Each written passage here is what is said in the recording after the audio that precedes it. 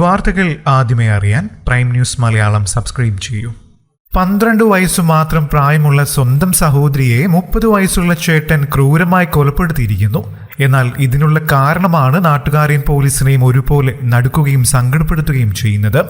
മുംബൈയിലെ താനെയിൽ നടന്ന സംഭവത്തിൽ ഞെട്ടിക്കുന്ന വിവരങ്ങളാണ് പുറത്തെത്തുന്നത്.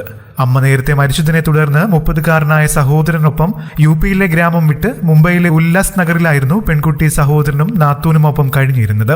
നഗരത്തിൽ സെക്യൂരിറ്റി ഗാർഡായി ജോലി ചെയ്യുകയായിരുന്നു ഇയാൾ.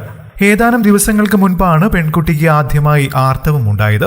എന്നാൽ സഹോദരിയുടെ വസ്ത്രത്തിൽ രക്തക്കറ കണ്ട് സഹോദരന് പെൺകുട്ടിക്ക് ആദ്യ ആർത്തവം സംഭവിച്ചതായിരുന്നു എന്ന് മനസ്സിലായില്ല. രക്തം കണ്ട ഇയാൾ പെൺകുട്ടിക്ക് അവിഹിത ബന്ധമുണ്ടെന്ന് സംശയിക്കാൻ ആരംഭിച്ചു. അനിയത്തി ലൈംഗിക ബന്ധത്തിൽ ഏർപ്പെട്ടതോടെ കന്യാചർമ്മം മുറിഞ്ഞുണ്ടായ രക്തമാണ് വസ്ത്രത്തിൽ കണ്ടത് എന്ന് അയാൾ തെറ്റിദ്ധരിച്ചു. എന്നാൽ ഇത് കണ്ട ഇയാളുടെ ഭാര്യയാകട്ടെ ആദ്യ ആർത്തവമാണെന്ന് പറഞ്ഞു നൽകാതെ ഇയാളുടെ സംശയങ്ങൾ സത്യമാകുമെന്നും കുട്ടിക്ക് മറ്റു ബന്ധങ്ങളുണ്ട് എന്ന് പറഞ്ഞ് എരുത്തിയിൽ എണ്ണയൊഴിച്ചു. പിന്നാലെ ഇയാൾ ഇതിന്റെ പേരിൽ സഹോദരിയെ ചോദ്യം ചെയ്യുകയും ഉപദ്രവിക്കുകയും ചെയ്യാൻ തുടങ്ങി. കുട്ടിക്ക് ആർത്തവത്തെക്കുറിച്ച് അറിയുമായിരുന്നില്ല.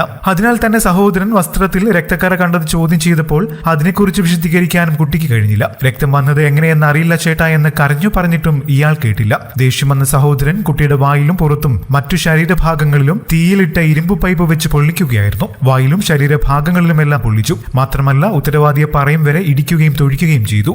എന്നാൽ മനസാവാച അറിയാത്ത കാര്യത്തിനായി 4 ദിവസം കൊടിയ പീഡനം നേരിട്ട കുട്ടി അബോധാവസ്ഥയിലായി. തുടർന്ന് സഹോദരൻ കുട്ടിയെ ആശുപത്രിയിലെത്തിച്ചു. എന്നാൽ അപ്പോഴേക്കും കുട്ടിയുടെ ജീവൻ നഷ്ടമായിരുന്നു.